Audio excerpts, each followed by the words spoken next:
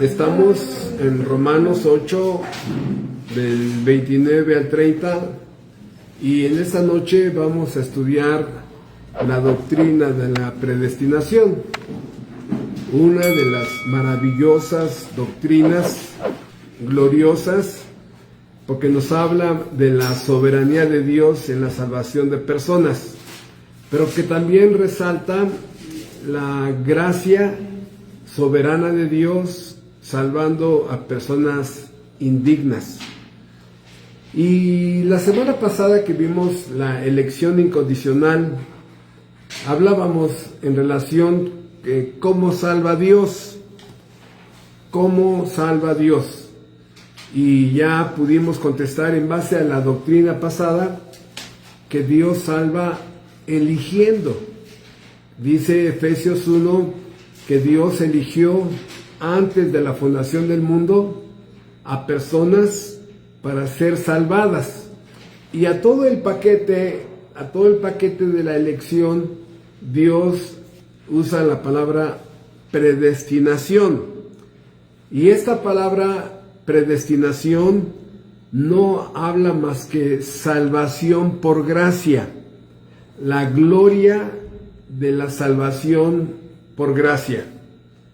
Y ahorita que empecemos a meternos más en profundidad de esta maravillosa doctrina, vamos a poder entender qué fue lo que hizo Dios antes de la fundación del mundo, cuando apenas el universo estaba en la mente de Dios, cuando apenas el tiempo estaba en la mente de Dios, ¿sí? Dios todavía no había hecho espacio, universo, constelaciones, cometas, antes de que el tiempo empezara a moverse, cuando apenas todo el universo dormía en la mente de Dios, Dios desde la eternidad pasada ya había determinado en un decreto soberano crear una raza humana en una voluntad permisiva,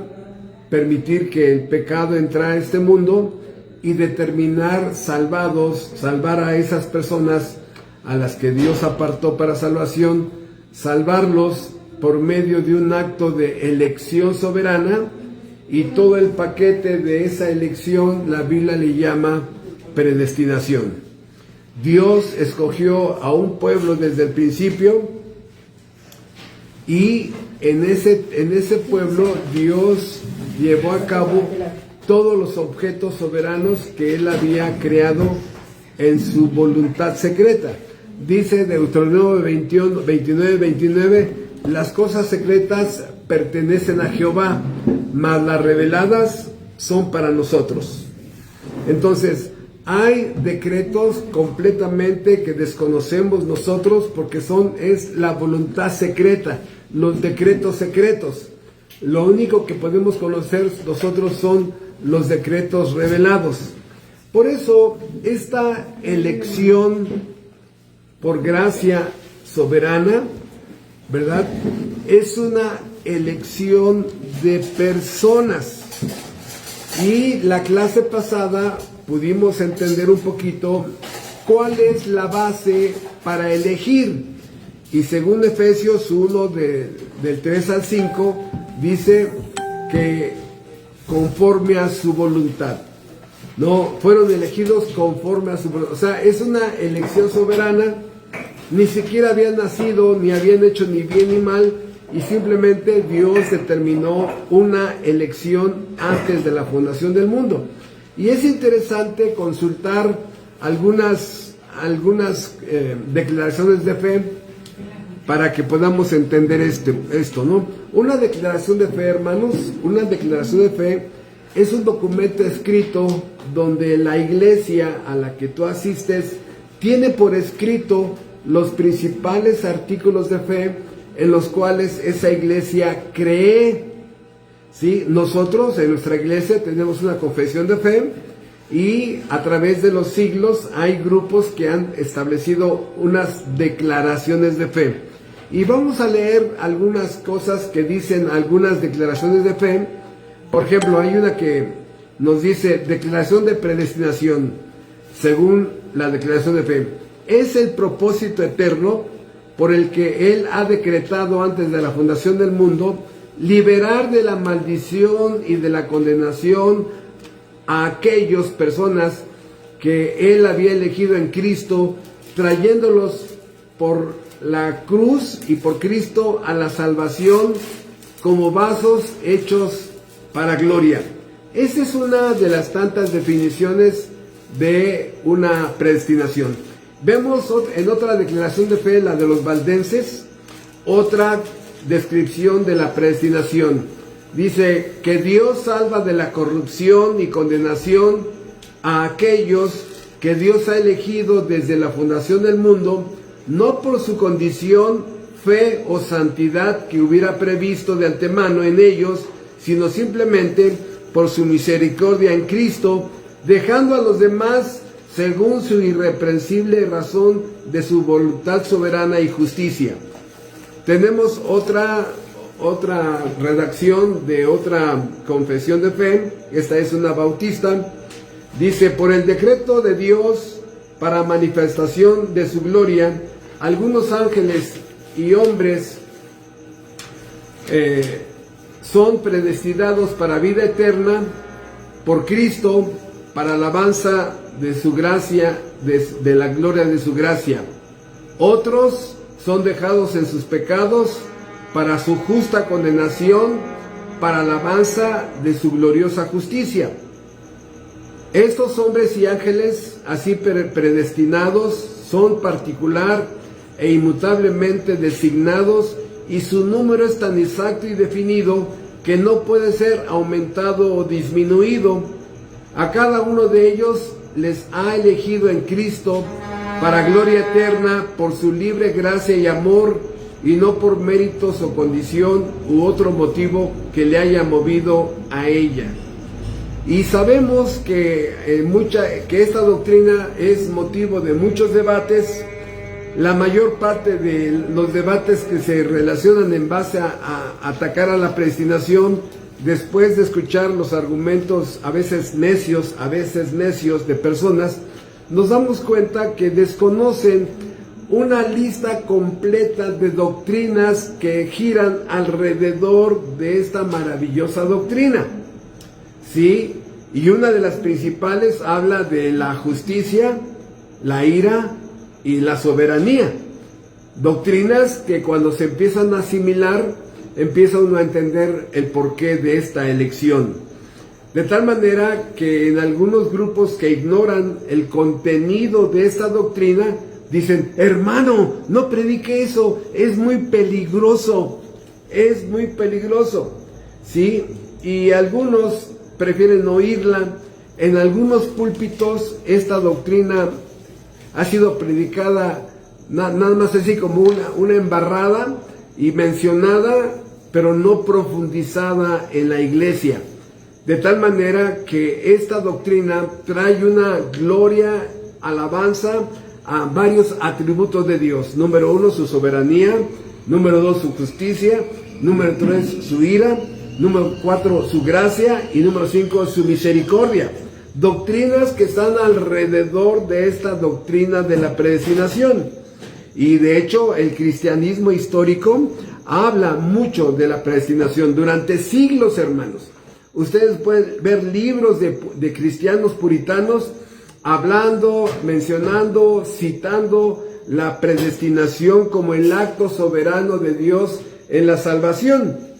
Pero actualmente ha sido quitado porque hablan del amor, mucho amor y mucho amor, como si Dios nada más tuviera un solo atributo, ¿verdad? Entonces, esta doctrina, generalmente muy atacada, mal enseñada, microenseñada, ¿verdad? Es el tema de esta noche. Y como dijimos la semana pasada, esa palabra de predestinación es muy sencillo entenderla. Predestino, un destino previo, un destino de antemano. Cuando Dios hace algo, lo hace con un propósito. Por eso, no solamente la salvación de personas ha sido destinada por la boca de Dios, sino eventos, cataclismos, juicios. Hermanos, por ejemplo, el día del juicio final ya fue anunciado, dice Isaías 46, ¿no? Del 10 al 11, Dios anuncia lo por venir desde el principio. Dios traza de antemano el destino de todas las cosas y sobre todo de sus predestinados. La pregunta es, ¿Dios es libre para hacer esto? Bueno, si alguien quiere detenerle la mano a Dios y decirle que no es libre, bueno, la pregunta es, ¿Dios tiene soberanía? ¿Tiene derecho de hacer esto? ¿Sí? ¿En su gobierno total, soberano, puede hacerlo? ¿Lo rige algo? ¿Lo frena algo? Y cuando empezamos a entender que la soberanía nos enseña que Él es un dueño absoluto, Él tiene derecho de eso y demás. Por eso, cuando viajamos por esta palabra, vemos el famoso texto de Mateo 20, ¿no me es lícito hacer lo que quiero con lo mío? Y por eso el texto que queremos tomarlo como base, de Romanos 8, 29 al 30, porque a los que antes conoció, también los predestinó para que fuesen hechos conforme a la imagen de su Hijo, para que Él sea el primogénito entre muchos hermanos. Y a los que predestinó, a estos llamó, y a los que llamó, a estos también justificó, y a los que justificó, a estos también glorificó. Lo que dentro de la teología se le llama la cadena de oro.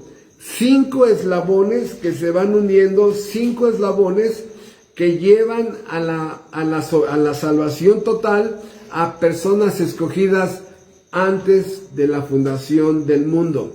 Y aquí vemos cuáles son esos 5 eslabones. Número 1, a los que antes conoció, a esos que, a esos predestinó, a los que predestinó, a esos llamó, a los que llamó, a esos justificó, y a los que justificó, a esos glorificó.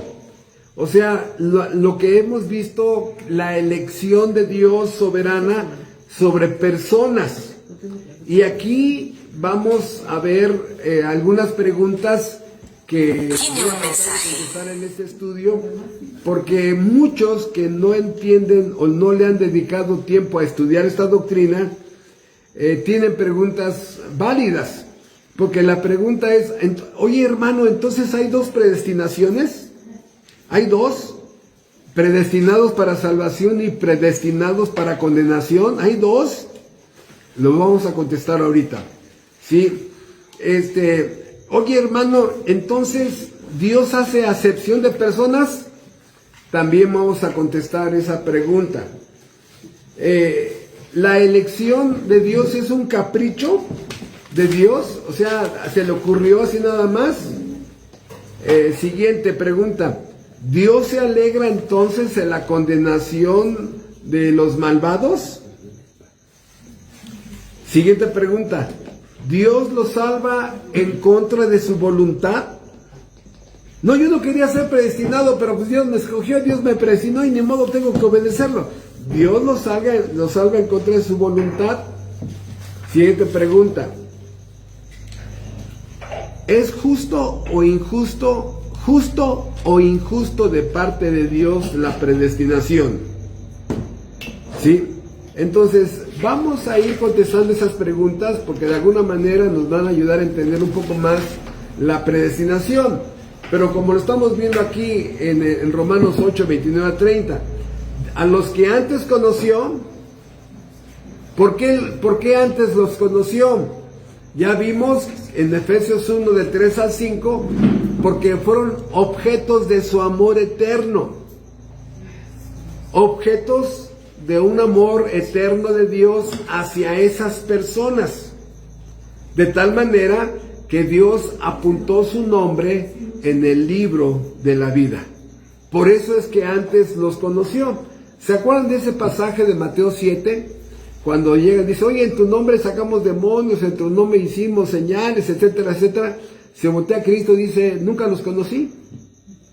Oye, entonces, ¿no es omnisciente? Sí, Pero esta palabra conocer habla de que hay un afecto profundo.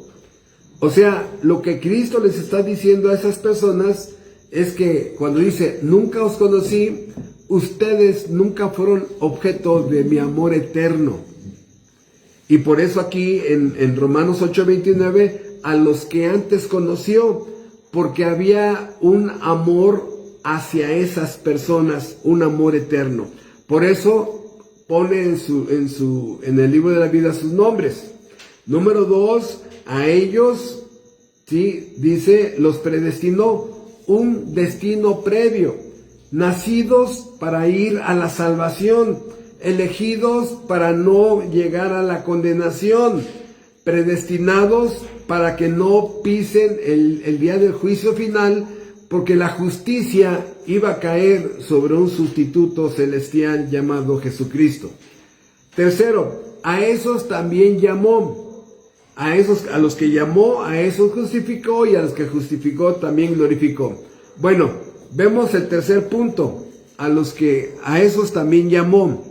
Por eso, en la cuarta doctrina que vamos a ver, si Dios permite, dentro de 3 estudios, así los domingos o ahora que vayamos allá a León, vamos a ver el llamamiento eficaz, porque es la obra de regeneración que hace el Espíritu Santo al predestinado. ¿Sí? Y aquí hay una hermosa consistencia, hermanos. ¿Por qué? Porque a todos los que eligió el Padre, por esas mismas personas, Cristo muere. Por esas mismas personas. O sea, la muerte de Cristo no es un producto de tianguis. ¿A qué me refiero? Que un producto de tianguis. Sí, una persona se pone en el tianguis y pásele, a ver, aquí hay salvación, ¿quién quiere? Al 2x1, ¿quién quiere? Yo quiero, a mí deme uno. No, Cristo muere para asegurar la salvación de personas predestinadas. No es un producto que está a la disposición y se ofrece a ver quién es más inteligente para salvarse. Entonces, a los que llama eficazmente, que el Espíritu Santo ilumina su mente, les cambia el corazón, los libra del pecado, les da una fe salvadora, les da un arrepentimiento para vida, son llamados eficazmente y responden eficazmente al llamado de Dios Espíritu Santo, aplicando el Evangelio en el alma de la persona. Por eso dice, a los que antes conoció, a esos predestinó, y solamente a esos llamó. Y a esos que llamó, ¿qué hace el juez? Los justifica, los declara libres, sin antecedentes penales, son absueltos. ¿Por qué? Porque la divina justicia cae sobre el Cordero de Dios que quita el pecado. Por eso es que el juez los declara libres. Ya el juez no tiene nada contra ellos. La ley no tiene nada contra ellos. La justicia no tiene nada contra ellos. Por eso la justicia divina los suelta y que se vayan a servir a su Señor. Por eso a los que antes conoció, los predestinó, los llamó, los justificó, y a esos mismos, ¡bum!, los glorificó. Serán llevados al final de sus vidas a la gloria eterna.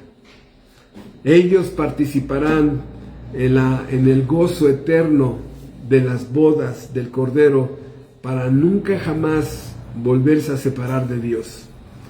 Por eso, esta predestinación, y ahora vamos a entender algo. La primera pregunta: oye, pastor, ¿hay 2 predestinaciones? O sea, ¿Dios predestina a unos para salvación y a otros los predestina para condenación? No, solamente hay una. Y yo sé que en ti está la pregunta. Entonces, no es una forma de decir que fueron predestinados para condenación. No, mira, es muy fácil entender por qué hay una sola predestinación. ¿Y por qué la predestinación se menciona solamente para el elegido? Escucha, en la predestinación Dios está activo completamente en el predestinado. Dios está activo en el predestinado desde antes de la fundación del mundo. Desde antes que el universo y el tiempo fueran creados. Cuando apenas todo estaba dormido en la mente de Dios, ahí estaba apenas todo.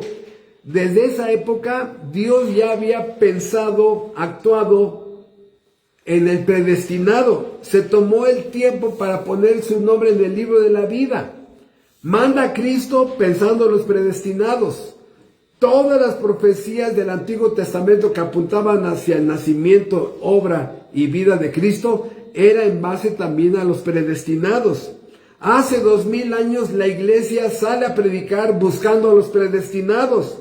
Y el día, como dice el Salmo 110, tu pueblo se te ofrecerá voluntariamente. O sea, el día de la salvación, cuando un predestinado tiene contacto con el evangelio verdadero, es salvado, regenerado, justificado, perdonado, absuelto.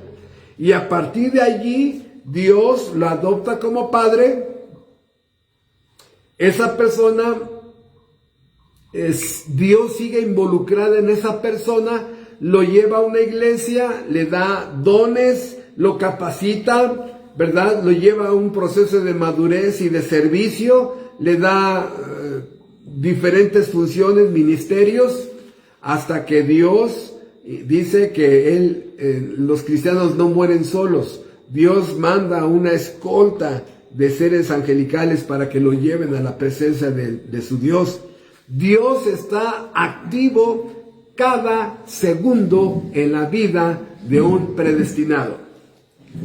Pero pastor, no me ha contestado la pregunta si hay dos predestinaciones. No, solamente hay una. ¿Por qué?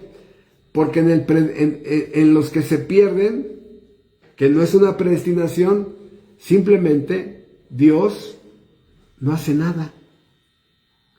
Está totalmente pasivo en una persona que no es predestinada. Pasivo. ¿Qué tiene que hacer Dios con tu amigo, tu compadre, tu cuñado, ese familiar inconverso que no quiere ir ni a la iglesia? ¿Qué tiene que hacer Dios para que se vaya a la condenación? Nada. Dios está totalmente pasivo. Por eso, repito, no hay dos predestinaciones.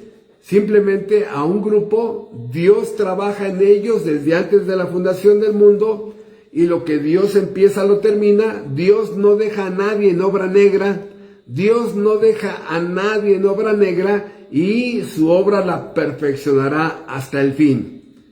Y por eso, repito, no hay dos predestinaciones, solamente es una, hermanos. Por eso, la siguiente pregunta, la elección, ¿es injusto Dios? No, hermanos. Vean ustedes Romanos 9, y ahí vamos a preguntarle al apóstol Pablo. Dice Romanos 9, 21. Bueno, desde el 20, por favor. Romanos 9, 20. Dice: mas antes, oh hombre, ¿quién eres tú para que alterques con Dios? Dirá el vaso de barro al que lo formó: ¿por qué me has hecho así? ¿O no tiene potestad el alfarero sobre el barro para hacer de la misma masa? Pongan atención a esa frase, hermanos, por favor. Para hacer de la misma masa un vaso para honra y otro para deshonra. O sea, el alfarero agarra el barro, la masa de barro, y forma un vaso hermoso para que tomes agua. Y de la misma masa la deja para que se vuelva como una basinica. ¿No? Dice: ay, pastor. O sea, sí, hermanos. O sea, ¿a qué me refiero? Escuchen. ¿Es justo o injusto? Aquí está el secreto de este versículo. De la misma masa. La misma masa es toda la raza humana caída. toda la raza humana caída. Por eso no es una elección entre justos, no es una elección entre gente justa, es una elección entre perdidos, condenados, muertos, reprobados, depravados, pervertidos. Entonces, la masa es la raza humana caída, y de allí, de esa masa, toma y forma vasos para que tomes agua limpia. Lo que la Biblia le llama vasos de misericordia, allí mismo en el contexto, y vasos de ira. Vean ustedes, ahí, como lo que estamos leyendo, dice, otra vez vamos a leer el versículo 21, ¿o no tiene potestad el alfarero sobre el barro para hacer de la misma masa? Ahí está la raza humana caída. Para hacer de la misma masa un vaso para honra y otro para deshonra. ¿Y qué? Si Dios, queriendo mostrar su ira y hacer notorio su poder, soportó con mucha paciencia los vasos de ira preparados para destrucción, y para hacer notorias las riquezas de su gloria, las mostró para con los vasos de misericordia que Él preparó de antemano para gloria. Y aquí está una sola predestinación. En los vasos de ira, preparados para destrucción, porque solitos fueron a la condenación. Dice Eclesiastés 7:29, Dios hizo al hombre recto, pero ellos buscaron muchas perversiones. Es importante ese texto, hermano, de los más importantes del Antiguo Testamento. Dios hizo al hombre recto, pero ellos buscaron muchas tentaciones. Por eso, preparados por el demonio, preparados por Satanás, preparados por el pecado, preparados por el mundo para destrucción. Y en el versículo 23, y para hacer notorias las riquezas de su gloria, las mostró para con los vasos de misericordia que Él preparó de antemano para gloria. Allí está la diferencia, que Él preparó de antemano. Por eso, no es una elección entre justos, es una elección entre perdidos, depravados, pervertidos, la misma masa caída, y Dios de allí, lo vil del mundo, lo menospreciable, escogió Dios, ¿no? Y lo convirtió en lo mejor por el nuevo nacimiento. Por esto, algunas personas que no conocen esta doctrina dicen, hermano, ¿entonces Dios hace acepción de personas? Y aquí es interesante la respuesta. ¿Por qué, hermanos? Porque, mira, si tú te vas a casar, o tu hija, tu hijo se van a casar, y le preguntas, hijo, ¿ya le diste la invitación a fulano y a perengano? No, papá, a ellos no los consideramos. ¿Qué, hijo? Pero son de las personas más importantes que deben de estar en tu boda. Sí, papá, pero ya conoces a mi futura esposa, ella no está de acuerdo con eso, entonces los dejamos fuera. ¿Qué significa hacer acepción de personas? Significa que hay una comunidad que son dignos de ser tomados en cuenta. Y cuando no los tomas en cuenta, entonces hiciste acepción de personas. O sea, tienes 5 hermanos, invitas a 4 hermanos y al otro no lo invitas. Simplemente por ser hermano, tiene que estar allí en tu fiesta, por ser hermano. A menos que sea algo descabellante, ¿no? Y ponga en peligro tu vida. Pero hacer acepción de personas es que todos eran dignos de ser tomados en cuenta. De tal manera que si la elección y la predestinación es que Dios tomó de la misma masa vasos para gloria, ¿dónde está la acepción de personas? Nadie era digno. Éramos delincuentes espirituales, hermano. Nadie era digno. Por lo tanto, no hay acepción de personas. La predestinación es en base a una fe prevista, como dicen los arminianos. ¿Cómo les gusta mucho esa frase, no? Elegidos porque Dios vio que iban a creer. No, hermanos, ese es un error teológico gravísimo. Es que Dios los predestinó porque iban a creer. Hermano, número uno, si iban a creer, ¿para qué los predestinó? Entonces, resulta que la persona que está muerta espiritualmente, número dos, que tiene una mente entenebrecida, número tres, que aborrece a Dios, resulta que solito iba a tener la capacidad de creerle a Dios. No, hermanos, la fe salvadora es un don de Dios. El arrepentimiento para vida es un don de Dios. Dios se los concede a los predestinados el día de su salvación. Por eso es erróneo que Dios haya predestinado a gente porque Dios que iban a creer.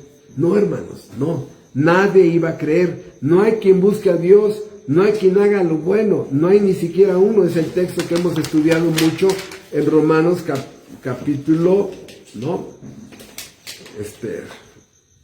3. Entonces, ahora la pregunta, hermano, es que yo no entiendo bien la predestinación. Entonces, Dios escoge a un grupo para salvación y con los otros se alegra en la condenación. No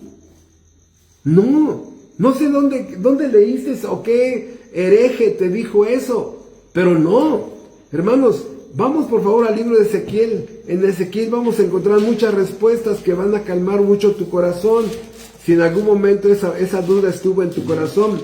Ezequiel 33 nos va a ayudar a entender esa hermosa respuesta. Dice Ezequiel 33, versículo 11. Ezequiel 33, 11. Dice, diles, vivo yo, dice Jehová el Señor, que no quiero la muerte del impío, sino que se vuelva el impío de su camino y que viva. Volveos de vuestros malos caminos. ¿Por qué moriréis, oh casa de Israel? No quiero yo la muerte del impío. Pero no solamente eso. Capítulo 18. Ezequiel 18. Ahí volvemos a ver el corazón de Dios en esta frase. Dice Ezequiel 18, 23. Ezequiel 18, 23. ¿Quiero yo la muerte del impío? Dice Jehová el Señor. ¿No vivirá si se apartare de sus caminos? El problema es que no se aparta de sus caminos, al contrario, corre más depravadamente. Pero no solamente eso, ¿quieres otro más? Allí mismo en Ezequiel 18, versículo 32. Ezequiel 18, 32. Porque no quiero la muerte del que muere, dice Jehová el Señor. Convertíos pues y viviréis. Dios no se goza con la muerte del impío. Vendrá la condenación sobre el impío porque ellos están trabajando en su condenación todos los días, pecando, rebelándose, mintiendo, adulterándose, drogándose, alcoholizándose, una lista de conductas de pecados personales, pecados secretos que cada ser humano tiene. Y Dios en su justicia está obligado a castigar el mal en este mundo, en el infierno y en todas partes. Por eso, la predestinación, otra pregunta. Hermano, ¿la predestinación significa que Dios salva a las personas en contra de su voluntad? La gente va a decir, yo no quiero ir al cielo. Sí, tienes que ir porque estás predestinado. Ay, está bien, pues tú eres Dios, te voy a hacer caso, pero yo no quiero, yo no quiero. Así sucede, hermano. Otros dirían, oye hermano, yo sí quiero ir al cielo.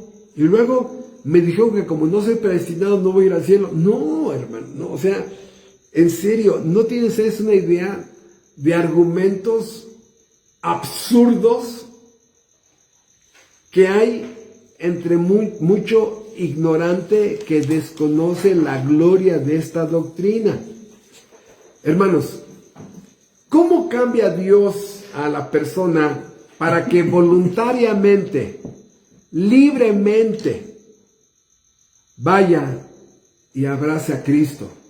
Alguien que era ateo, escéptico, agnóstico, rebelde contra Dios, obstinado contra Dios, aborrecía a Dios. Es muy sencillo, hermanos. El Salmo 110, versículo 3 dice: tu pueblo se te ofrecerá voluntariamente en el día de tu poder. Tu pueblo se te ofrecerá voluntariamente en el día de tu poder. ¿A qué se refiere esto, hermanos? El día del poder es el día de la salvación de esa persona. Es el día que el poder del Evangelio lo va a llevar a la cruz de Calvario y va a poder creer en Cristo. ¿Qué es lo que hace Dios? Bueno, repito, Dios predestina a la persona para la salvación, número 1. Número 2, Dios predestina los medios para que esa persona venga a la salvación. Número 3, Dios predestina el escenario, la persona que le va a llevar el Evangelio o el momento que va a leer la Biblia. Dios en su providencia crea el escenario, las circunstancias y los personajes para que cada persona predestinada escuche el Evangelio. ¿Qué va a pasar inmediatamente? Es muy sencillo. La persona será iluminada en su mente, entenderá. Dios iluminará su entendimiento. Número 2, Dios le circuncidará el corazón, le quitará su corazón de piedra, le pondrá uno de carne. Número 3, Dios lo liberará de la esclavitud del pecado. Número 4, le dará vida espiritual, le dará vida legal. Número 5, le dará una fe salvadora, le dará arrepentimiento para vida. Y sobre todo, Dios producirá, dice Filipenses, el querer como el hacer. O sea, la persona le va a caer el 20, ¡ay caray! Su corazón va a haber emociones, sentimientos nuevos, que surgirá un agradecimiento y un amor a Dios. Su voluntad podrá ir a Cristo, abrazar la cruz de Calvario y por primera vez besar los pies de su Redentor. En ese momento mirará la majestad de Cristo, la divinidad de Cristo, la gloria de Cristo. Y como reacción a todo este paquete de salvación que Dios pone en el predestinado, solito irá a la cruz de Calvario. Dios no salva a nadie en contra de su voluntad. A nadie. Sí, por eso nadie es salvado así, en contra de su voluntad. Cada persona, tú lo ves en el apóstol Pablo, lo ves en los 12 discípulos, lo ves en Priscila, en Aquila, lo ves en Lidia, en Hechos 16, 14. Dice la Biblia que Dios, estaba Pablo predicando, y Dios abrió el corazón de Lidia para que estuviera atenta a las palabras del apóstol Pablo. Cuando hablamos de Lidia en algunos sermones, la pregunta es: ¿le abrió el corazón nuevo o el corazón de piedra? Es obvio, ¿no? Le abrió el corazón de carne, el nuevo. El corazón de piedra, ese no escucha, es un corazón de diamante. Por eso, Dios está activo al 1000% en cada acto de gracia que hay sobre el predestinado. Nadie es salvado en contra de su voluntad. Por eso, cuando alguien dice: a ver, hermano, a ver, pastor, creo que estoy más o menos entendiendo. La pregunta es: ¿qué es lo que te cuesta trabajo entender? Bueno, es que se me hace injusto que Dios no salve a otros. ¿Sí? ¿Tú crees? Sí, se me hace injusto que Él no salve a otros. Bueno, a ver, vamos por partes. Ante los ojos de la justicia, ¿qué merece esa mujer que ha abortado? Ese hombre que ha matado su matrimonio, esa muchacha que se ha prostituido. ¿Qué merece ese hombre que destruyó su cuerpo con alcohol, con drogas? ¿Qué merece ese hombre que ha violado? ¿Qué merece? O sea, hermanos, la lista es grande. Ante los ojos de Dios, ¿qué merecen esas personas? ¿Qué merecía yo, hermanos? ¿Qué merecían algunos de ustedes? O sea, nuestra propia biografía personal nos muestra que solo por gracia nos salvaron, porque si la justicia hubiera caído sobre nosotros, hermanos, la conciencia estaría atormentándonos, la culpa de qué fue lo que hice y por qué destruí mi matrimonio y por qué ya no hice caso a mi madre que me decía que con ese hombre no, con esa mujer no, ¿por qué permití tantas amistades que me hicieron daño al final del día, etcétera, etcétera? O sea, la pregunta es, oye amigo, ¿quieres hablar de justicia? Es que se me hace injusto, pastor, se me hace injusto. Oye, ¿de veras quieres hablar de justicia? Sí, a nadie. A nadie. La predestinación es un acto de gracia. La predestinación es un acto de misericordia. La condenación sí es un acto de justicia. Por eso cuando alguien dice, no, es que es injusto.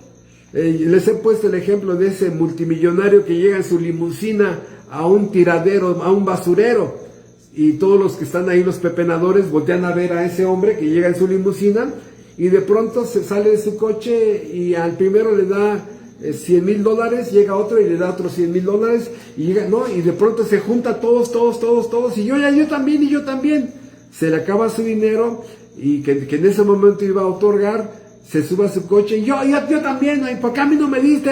Y le empiezan a apedrear su coche. A ver, espérense. ¿Quieren hablar de justicia? A nadie. Quítenles el dinero y traigan otra vez para mi coche. ¿Quieren hablar de justicia? A nadie. Dios tuvo misericordia y nos dio uno de los regalos más gloriosos, la eterna salvación. Cuando estés bailando con la muerte, en un accidente, en un quirófano, y te impresionen las luces del quirófano, un cáncer, una enfermedad terminal, y estés bailando con la muerte, te vas a dar cuenta del gran valor que tiene el perdón de Dios y la seguridad de la vida eterna en Cristo Jesús. Ahorita pues estás lleno de vida, no te preocupa nada, pues ¿qué te va a preocupar, no? Pero cuando te toquen y la muerte empieza a bailar contigo, esa es un castillo fuerte para el creyente, porque ni la muerte nos puede separar del eterno amor de Dios en Cristo Jesús. Por eso, ya estamos viendo lo que no es la predestinación, ¿no? Regresamos entonces a entender lo que es la predestinación. Abundamos un poco más en esto y ya empezamos a entender que esta predestinación y los 5 pasos que estamos viendo nos van a decir todo esto. ¿A qué me refiero? Los 5 pasos, el eslabón de oro. ¿Sí? Tenemos que regresar allí para ver este objeto de la predestinación. Regresamos otra vez a Romanos capítulo 8, y ver el versículo 29 y 30. Romanos 8, 29 y 30. Porque a los que antes conoció, también los predestinó. ¿Para qué? Para que fuesen hechos conforme a la imagen de su Hijo, para que Él sea el primogénito entre muchos hermanos. Y a los que predestinó, a estos también llamó. Y a los que llamó, a estos también justificó. Y a los que justificó, a estos también glorificó. Los 5 eslabones de la cadena de oro. Otra vez, a los que antes conoció, son amados, son objetos de su amor. ¿Sí? Su omnisciencia sabía que en su eterna sabiduría Dios iba a crear cuando apenas la creación, el tiempo, la materia y la energía apenas estaban en la mente de Dios. Todavía Dios no había creado nada. y ahí ya estaba el libro de la vida, un libro que nadie puede agregarle más a esas personas, y en ese libro nadie puede borrarlas. Dios no va a hacer eso de, oye, me faltó doña Chuchita, hey, apúntenla por favor, se me olvidó. No, hermanos, la eterna sabiduría y omnisciencia de Dios impide eso. Y tampoco nadie va a ser borrado. Nadie. Que digas, no, ¿sabes qué? Me arrepiento, bórrenlo. Dios es inmutable, Dios no cambia. De tal manera que apuntó su nombre, el objeto con que nos apuntó fue su amor soberano. Eligió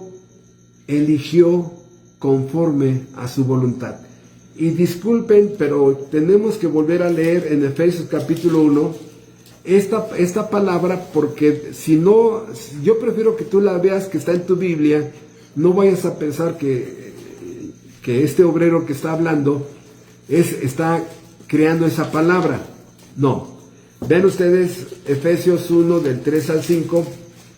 Efesios capítulo 1 del 3 al 5 dice: bendito sea el Dios y Padre de nuestro Señor Jesucristo, que nos bendijo con toda bendición espiritual. ¿En dónde?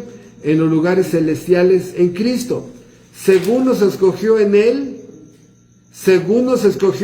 antes de la fundación del mundo. ¿Para qué? Para que fuésemos santos y sin mancha delante de Él, en amor.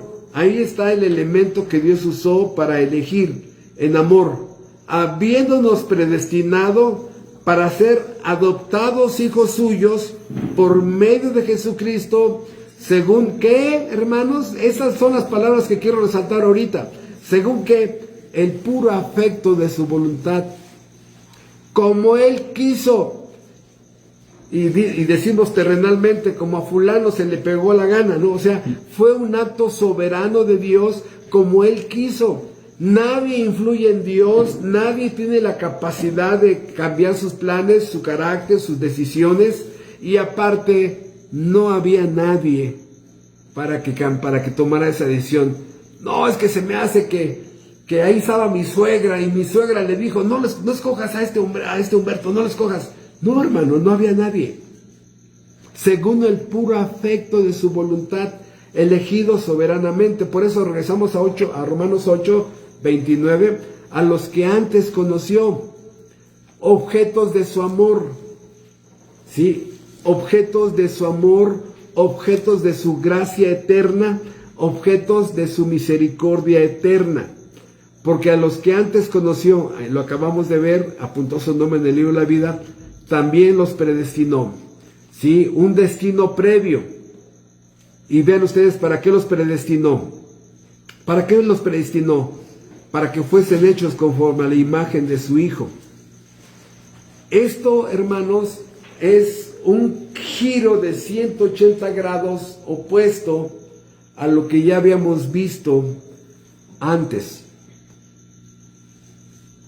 El ser humano, cuando se rompió como una copa de cristal en el huerto del Edén, había sido hecho a la imagen y semejanza de Dios. Tenía la imagen de un hombre, ¿no?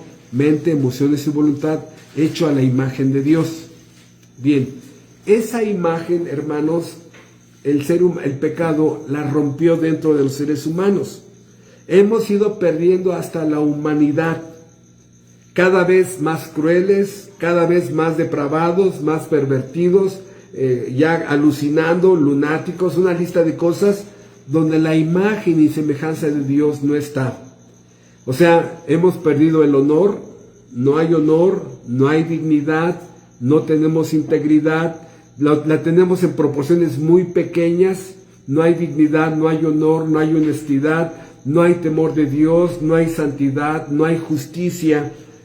No tenemos discernimiento, carecemos de inteligencia, de sabiduría. Esa imagen se ha ido rompiendo y hay personas que prácticamente tienen más la imagen de un demonio que de un hombre. Y basta ver noticias que a veces se rompe el corazón. Bueno, ¿qué es lo que Dios hace en la salvación? son predestinados para que la imagen de Dios sea restablecida en esas personas. Ejemplo, voy a poner un ejemplo, un pequeñísimo ejemplo para tratar de ilustrar eso. Cuando el ser humano pecó en Huerto del Edén, perdió varias cosas, nada más quiero mencionar dos. Perdió santidad y justicia. Por eso, cuando Dios expulsa a Adán y su mujer del huerto, Dios pone en la entrada del huerto un querubín con una espada ardiente, simbolizando que para que el hombre volviera a entrar al Edén, tenía que cumplir la santidad que representa el querubín y la justicia que representa a la justicia.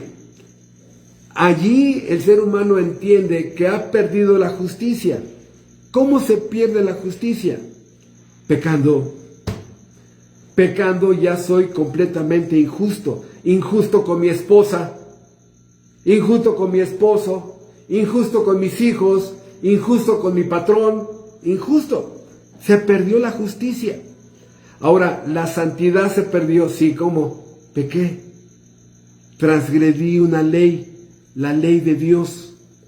Entonces, la predestinación no solamente es un acto de elección de gracia, sino es el plan de volver a ser a la persona de nuevo. Hacerla en Cristo. Pero dice aquí que es para que seamos hechos a la imagen de su Hijo. O sea, somos creados, restaurados a la imagen del primer Adán, pero elevados ahora a la imagen del segundo Adán. O sea, la posición que tiene el creyente en Cristo es que irá a una gloria con un cuerpo glorificado. Un cuerpo glorificado según 1 Corintios capítulo 15, un cuerpo glorificado que ya no es débil, que no se va a corromper y que será exaltado en gloria. El creyente después de la muerte tendrá una mente glorificada, un corazón glorificado, deseos glorificados, pensamientos glorificados, que no existe la posibilidad que haya un pensamiento de maldad en el creyente regenerado.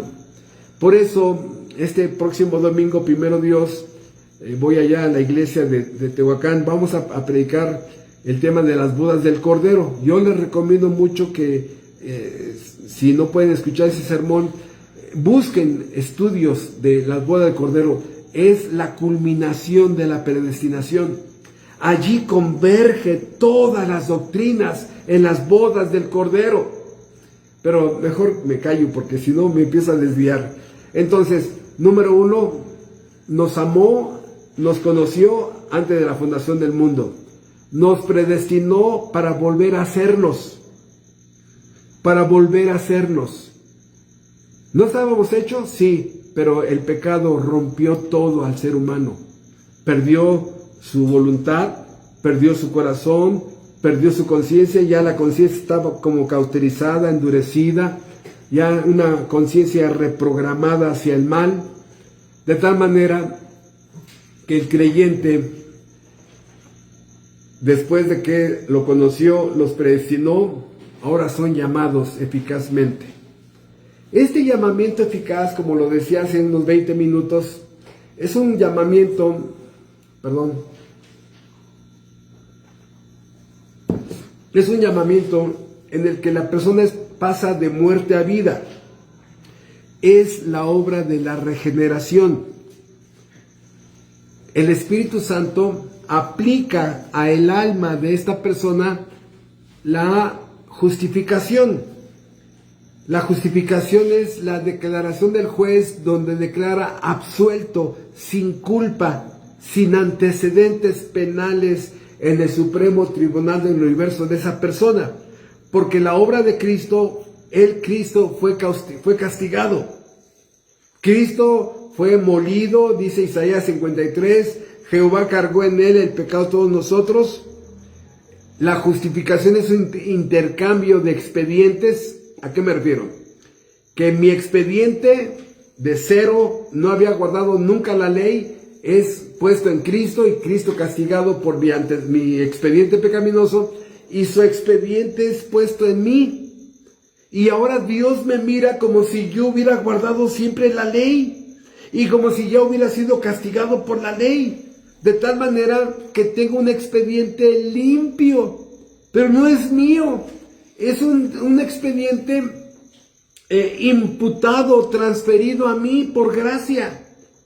Entonces, en el llamamiento eficaz, la persona es su mente iluminada, su corazón es circuncidado, su voluntad es hecha libre, ya deja de ser esclavo del pecado. Y aquí, hermanos, en la regeneración acontece algo importante.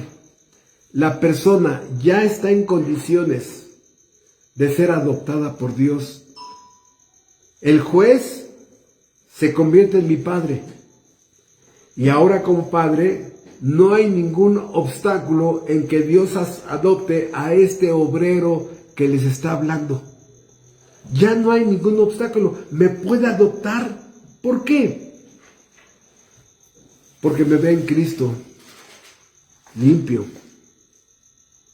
Por eso, a los que antes conoció, a esos los predestinó y a esos llamó. Los llamó para que fueran, dice el cuarto eslabón, para que fueran justificados. De tal manera, hermanos, vamos por favor a 1 Corintios capítulo 15. ¿Sí? Un capítulo que habla mucho de la resurrección, si hay resurrección o no hay resurrección. Y nos habla de qué le va a pasar al creyente cuando muera. ¿Qué le va a pasar al creyente cuando muera? Si no hay resurrección, pues todo fue en vano. Pero si sí hay resurrección, entonces hay grandes noticias para él. Por eso dice el versículo 42 de 1 Corintios 15, ya entrando en el tema de la glorificación del creyente. La glorificación del creyente que acontece después de que muere, dice el versículo 42, así también en la resurrección de los muertos, se siembra en corrupción, resucitará en incorrupción. ¿A qué se refiere esto? Que esa frase se siembra en corrupción es que todos los días nos estamos echando a perder. Todos los días. Ustedes lo saben, hermanos. Un joven, una señorita, va creciendo. A los 15 años todavía tiene su belleza virginal. A los 18 años tú ves su cabello, su piel, sus ojos están limpios, su lenguaje. Pero hay un momento donde se llega a un límite y ya no sigue subiendo, sino se mantiene ahora horizontal. Y hay un momento donde empieza a decaer, cuando tú, yo, ellos, aquellos, nosotros y vosotros empezamos a envejecer. Allí ya empezamos a morir, muy lentamente. Pero ya nuestro cuerpo empieza a dejar de funcionar, ya las arrugas, las canas, la debilidad, los achaques empiezan a manifestarse. Vendrá la muerte y después la actividad le toca al gusano hasta que se coma todo lo que somos, ¿no? Habrá un festín para ellos. Por eso dice, se siembra en corrupción. Corrupción es al echar a perder algo. La manzana que dejas afuera del refrigerador que a la semana ya se echó a perder. Los plátanos que se ponen negros. La fruta que se empieza a poner podrida. Se empieza a gusanar. En este mundo, la Biblia dice en Romanos capítulo 8 que está la ley de la corrupción. Tú dejas una casa y sin que nadie la toque, en 2 años después llegas y hay polvo, hay cosas que están oxidadas. Dice, bueno, ¿qué pasó aquí? Es la ley de la corrupción. Un coche que lo dejas en la calle 2 años, se vuelve carcacha.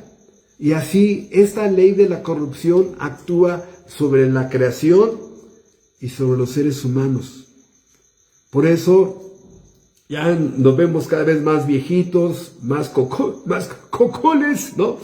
De tal manera que empezamos a darnos cuenta que esa ley de la corrupción trabaja en nosotros. Ahora dice, resucitarán en corrupción. ¿qué significa la glorificación? Cuando el creyente muere, empieza ya Dios le da un cuerpo incorruptible. Los cuerpos glorificados de los creyentes nunca van a envejecer. Allí sí, en la gloria eterna con el Dios verdadero, allí sí, siempre joven. Olvídate de cremas, de ejercicios, maquillajes, nada. Un cuerpo incorruptible. Nada se va a echar a perder, ni los ojos, ni la mente, ni el alma, ni la conciencia, ni la fuerza. Siguiente, se siembra en deshonra, resucitará en gloria. ¿Qué es eso de se siembra en deshonra? Hermanos, a la persona más íntegra que tú conozcas, a la persona más íntegra, ¿no? Tu tío, fulano, no sé. ¿Qué pasa si lo ves robando? Se rompe, la persona se te rompe. ¿Qué pasó? ¿No? O que sale en las noticias que tenía una vida doble, escandalosa, pecaminosa, delincuente y criminal. ¿Qué pasó? Bueno, hermanos, se siembra en deshonra. Y así, desde chiquitos, empezamos a deshonrar a nuestros padres.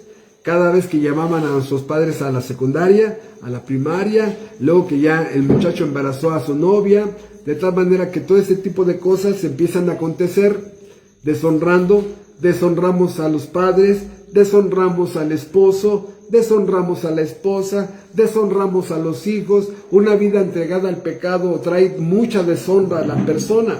Una mujer que es encontrada en prostitución, ¿cuánta deshonra? Un hombre que es encontrado que vende droga al menudeo, ¿cuánta deshonra? Que tu casa se vuelve un punto de venta de droga, ¿cuánta deshonra? ¿Me explicó? Dice, bueno, se siembra en deshonra, eso es lo que el pecado hace en nuestras vidas, resucitará en gloria. No existe el pecado maldito, el poder del pecado maldito no existe en el cielo.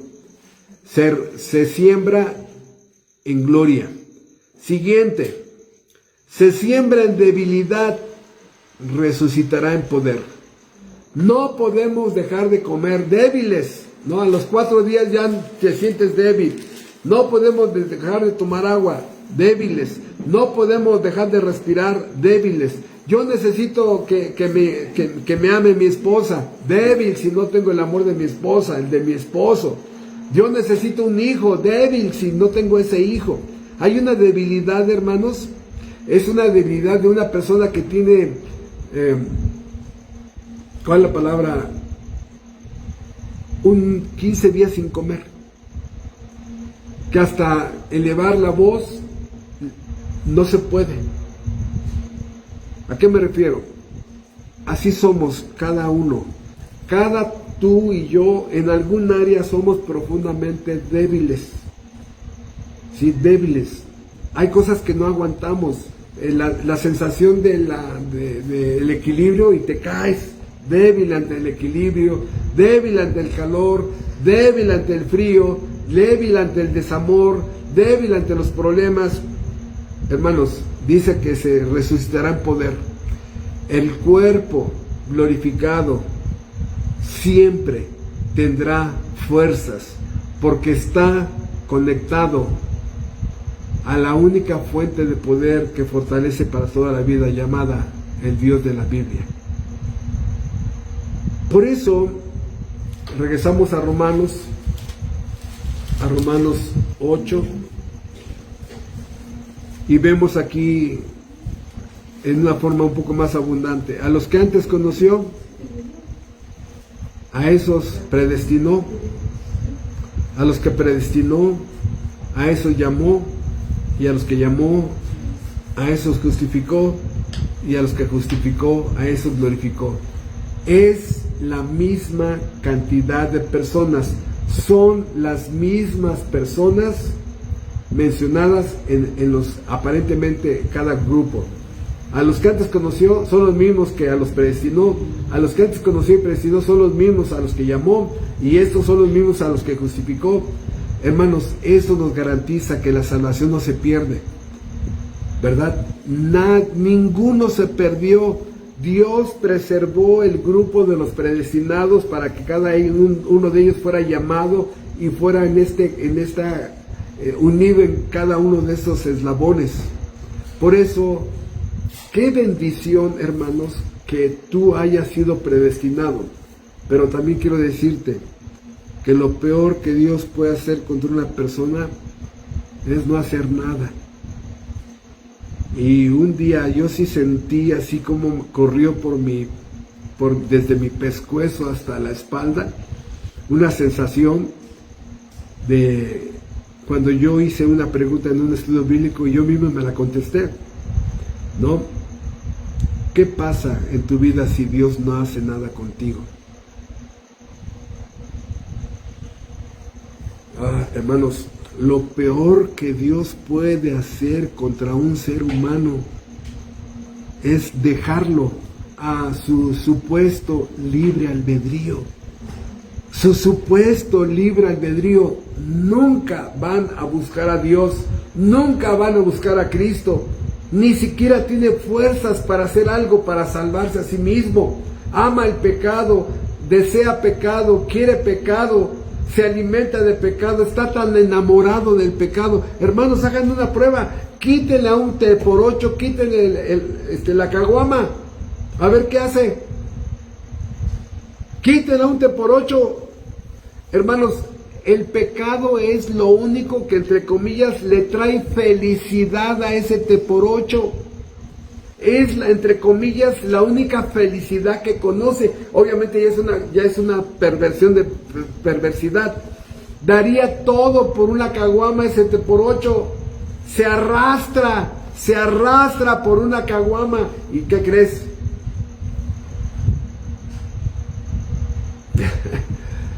Pasa lo mismo por la droga, pasa lo mismo por tu amante.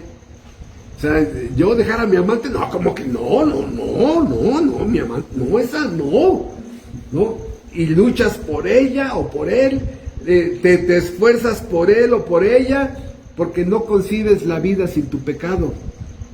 Esa es la terrible adicción del ser humano hacia el pecado. No sé vivir sin pecado. No quiero vivir sin pecado. El pecado es lo único que le da cierto sentido a mi vida. ¿Cómo crees? Sí. Si tú conoces el pecado de alguno de tus seres queridos, quítale el pecado a ver si aguanta. Hermanos, por eso muchos hombres dejan a sus esposas. No, ya no puedo vivir sin mi amante. No puedo vivir sin mi droga, sin el alcohol. No puedo vivir sin ir a los casinos a apostar. No puedo vivir sin ir al antro. O sea, es una terrible adicción. La Biblia le llama esclavitud. Por eso, hermanos, ¿qué tiene que hacer Dios para que vaya la persona a la condenación? Nada. Solita irá. Por eso, hermanos, en medio de la esclavitud en la que vivimos de muchos pecados, porque en lo personal, como pastor, yo he visto que un ser humano normal, ser humano normal, vive alrededor de 3 a 5 pecados dominantes. De 3 a 5 pecados. Por ejemplo, el adúltero, ¿le agrega mentira a su pecado de adulterio? Sí. ¿Le agrega hipocresía? O sea, le agrega muchos pecados. No saben sobrevivir solitos. Necesitan una pandilla de pecados para sobrevivir. Por eso, la terrible adicción es mayor, hermanos. ¿Cómo solucionó esto Dios? Predestinando. Por eso, vamos a dirigirnos hacia el final viendo el Salmo 110. El Salmo de la predestinación, el Salmo 110. Vean ustedes este hermoso Salmo que nos habla exactamente de esto. Este Salmo está relacionado con el llamamiento eficaz, pero aquí hay varias doctrinas metidas de por medio. Dice Salmo 110, versículos del 1 a el 5. Jehová dijo a mi Señor, siéntate a mi diestra hasta que ponga a tus enemigos por estrado de tus pies. Jehová enviará desde Sión la vara de tu poder. Domina en medio de tus enemigos. Tu pueblo se te ofrecerá voluntariamente en el día de tu poder, en la hermosura de la santidad, desde el seno de la aurora. Tienes tú el rocío de tu juventud. Juró Jehová y no se arrepentirá. Tú eres sacerdote para siempre, según el orden de Melquisedec. Muchas doctrinas aquí están comprimidas, pero en el versículo 3, tu pueblo se te ofrecerá voluntariamente. Nadie va a ir arrastrando los pies, nadie va a ir en contra de su voluntad. Aquí estamos hablando de predestinados, ¿sí? Tu pueblo se te ofrecerá voluntariamente. ¿Cuándo? En el día de tu poder. El poder para darle vida espiritual. El poder para pasarlo de muerte a vida, de las tinieblas a la luz, de ser cabrito a ser oveja, de la potestad de Satanás a la potestad de Cristo. Se necesita un superpoder para que tú hayas llegado a Cristo Jesús. No fue un acto de cambiar una botella de un lado a otro, no, hermanos. Se necesitó, y nada más ahorita lo voy a mencionar. Allá en mi Face, ahí están muchos sermones que hablo al respecto de lo que voy a mencionar ahorita. Para que tú fueras salvado y en el día de tu poder fueras trasladado del reino de Satanás al reino del amado Hijo de Dios, nada más tuvo que vencer a Satanás, a la muerte y al pecado. Nada más. O sea, vencer al poder de los más grandes que hay en este mundo caído, el poder del pecado. El mismo Satanás es esclavo del pecado. Él es el esclavo más grande que hay del pecado, Satanás. Por eso cuando yo escucho de algún arminiano que, hermano, es que hubo liberación y le sacamos un demonio a esa persona, yo digo, ¿y? ¿Cómo que y? Sí, y. O sea, hay muchas personas que se jactan que sacaron demonios aquí, sacaron demonios allá. Hermano, la esclavitud más grande es la esclavitud del pecado. Si a una persona le sacaste un demonio, sigue siendo esclavo del pecado. Sigue siendo esclavo del pecado. Y para sacarlo de la esclavitud del pecado, solamente a Cristo. Por eso, en el día de tu poder, poder para vencer el poder del pecado, poder para vencer al demonio. Dios a cada ser humano nos tenía como cautivos a su voluntad, y el poder de vencer a la muerte. Nada más. Por eso la salvación de una persona es un acto de la omnipotencia de Dios para vencer a los tres adversarios más grandes de toda la humanidad. Estos tres personajes son los adversarios más grandes de toda la humanidad. El poder maldito del pecado, el poder del demonio y la muerte. Tú dime quién ha vencido a la muerte. Cuando la muerte huesuda te agarra, ¿no? Tu alma. A ver, záfate. Solamente uno, Jesucristo, pudo vencerla. Y cuando murió, Él se sometió voluntariamente a la muerte, para que la obra de redención se consumara. Entonces, todo esto, hermano, para que podamos entender el precio de la salvación y que la predestinación nos lleva a esa salvación gloriosa. Predestinados para ser salvados, predestinados para ser perdonados, predestinados para ser justificados, predestinados para ser regenerados, predestinados para ser adoptados, predestinados para ser glorificados, predestinados para vivir en los cielos nuevos y la tierra nueva. Y ahorita podría mencionar 100 cosas más del propósito final de la predestinación, pero el más supremo: predestinados para ser hechos conforme a la imagen de su Hijo. Quise detenerme en este tema de la predestinación para que vayamos entendiendo un poco. Vimos la depravación humana y la incapacidad humana. Vimos ya la elección incondicional y la predestinación. En el próximo estudio, que yo creo que es cuando nos toca ir a León, si no me recuerdo, nos toca ir a León, miraremos la redención limitada. Sí, la redención limitada, Dios mediante, para nuestra próxima reunión, para el estudio de nuestros hermanos de León. Les agradezco, hermanos, muchas gracias.